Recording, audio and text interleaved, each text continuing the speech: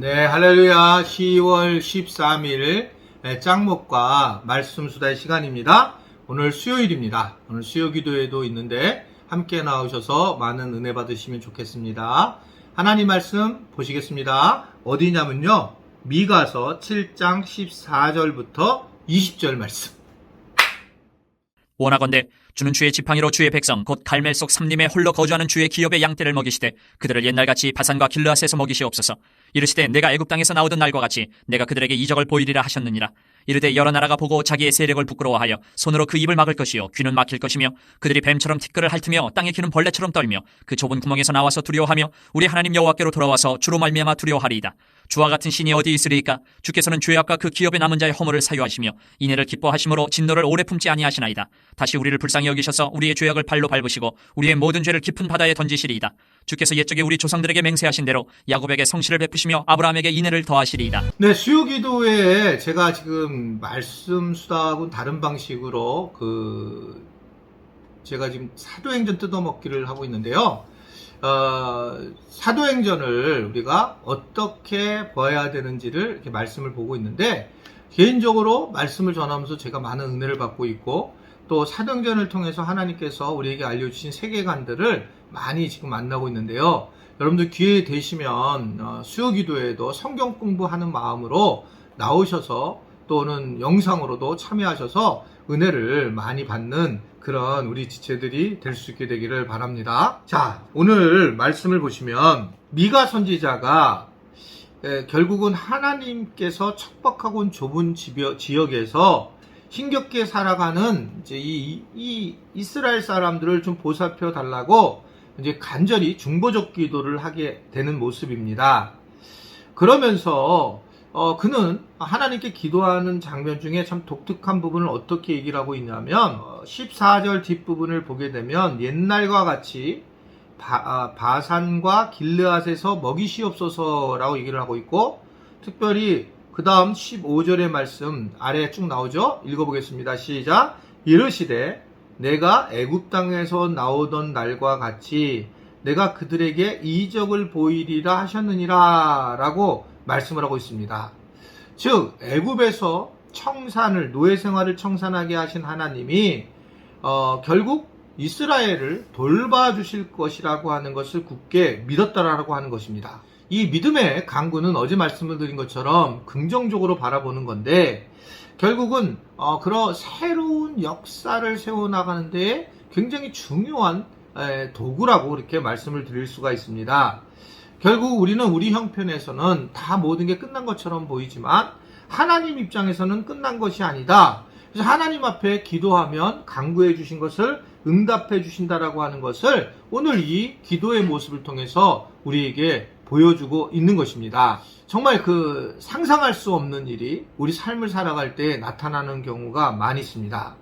그러니까 특별히 이제 목사님들 중에서 그런 얘기를 많이 해요.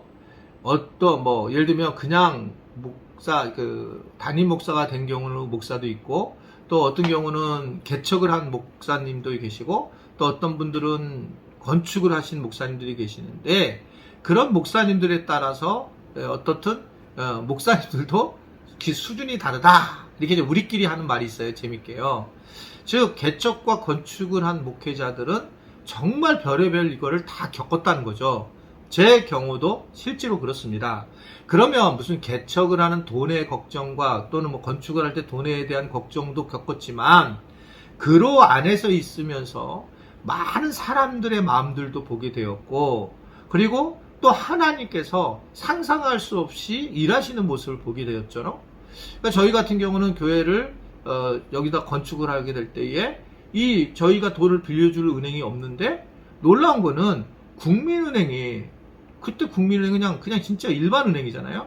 일반 은행이 기업을 도울 때에 그러니까 일반 기업, 새로 기업을 세웠을 때에 건축물을 가지고는 돈을 빌려줄 수 있다. 그래서 돈이 우리가 하나도 없게 지을 때에, 물론 조금 비싸긴 했지만 이 이자가 지금은 하고 다르게, 그럼에도 불구하고 거기서 저희를 갖다가 빌려줬어요. 그래서 저희가 사실 일반 은행에서 교회를 세운 거예요. 처음 스타트가.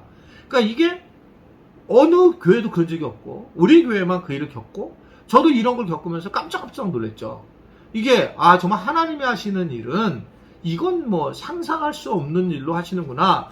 일반 은행이 교회가 건물을 졌다고 사업 지원 차원에서 우리 교회를 지어주는 거예요. 돈을 빌려주는 거죠.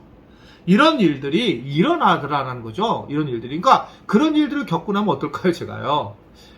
이건 뭐 하나님이 살아계시면서 상상할 수 없는 일을 행하시는구나 라는 생각을 하고 기적 같은 모습을 당연히 보게 되었다는 거죠. 그래서 목회자들 중에 그런 경험을 한 사람들은 하나님에 대한 신뢰가 훨씬 더 세죠.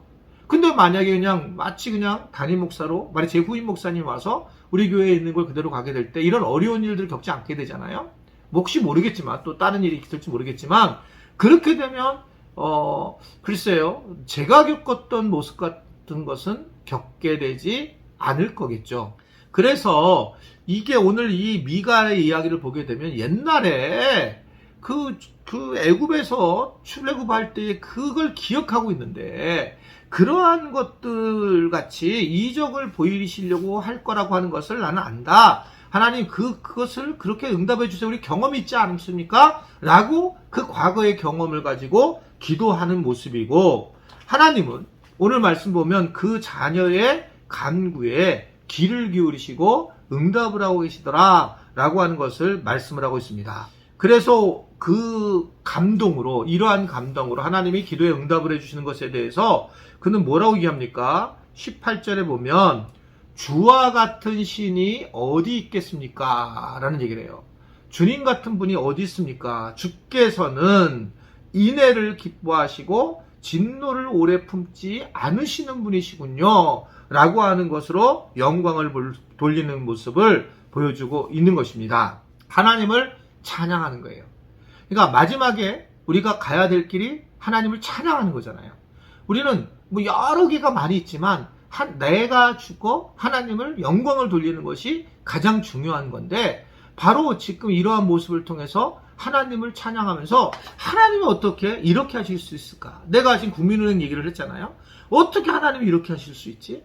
하나님이 너무 놀라우시다. 이러면서 자동적으로 하나님의 일하심을 통해서 하나님께 영광을 돌리는 그런 모습을 드러내고 있습니다. 그런데 그것에 대해서 오늘 이 미가는 비밀을 얘기하죠. 그분은 이렇게 하신 부분이 왜 이렇게 했냐면 그분은 인내하신 분이시다. 인내하신 분이시고 진노를 오래 품지 않은 분이시다. 어진 마음, 어디려고 사랑하는 마음이 있는 분이시고, 그래서 우리가 죄를 범하고 있지만 이러한 것들을 이겨내게 하시고, 그리고 진노를 오래 품지 않는 분이셔서 우리가 삐지는 모습이 아닌 그런 모습으로 하나님은 우리에게 늘 다가오신다. 그러면서 이제 가장 중요한 말을 하나 하죠. 19절을 보면 다시 우리를 불쌍히 여기셔서라는 말씀을 했어요. 하나님이 우리에게 인애하신 마음을 가지고 우리를 불쌍히 여기기 때문에, 그러기 때문에 기도 응답을 허락하시고 하나님을 찬양할 수 있는 부분들이 이러한 성품을 가진 분이기 때문에 가능하다. 다시 불쌍히 여기는 거.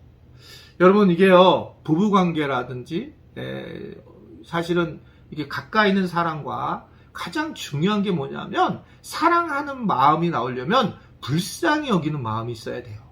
그러니까 다시 불쌍히 여겼다는 얘기는 속상했지만 하나님은 다시 이스라엘 백성을 불쌍히 여겼고 우리를 다시 불쌍히 여기는 거예요.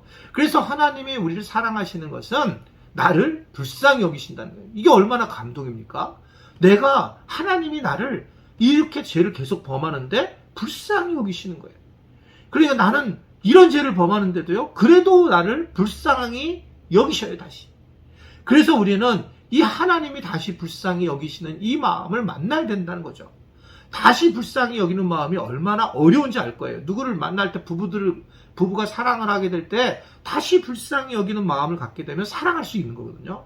이게 쉽지 않거든요. 근데 우리가 하나님의 마음을 따라서 우리가 배우자를 불쌍히 여기는 마음, 우리 지체들이 저를 불쌍히 좀 여기세요. 불쌍히. 저도 우리 지체들을 불쌍히 여기게 되면 우리 안에 분노 같은 것들이 있어지지 않고 서로 사랑하고 하나님의 사랑이 우리를 사랑한 것처럼 우리가 이웃을 사랑할 수 있다라고 하는 것을 오늘 전해주고 있는 것입니다.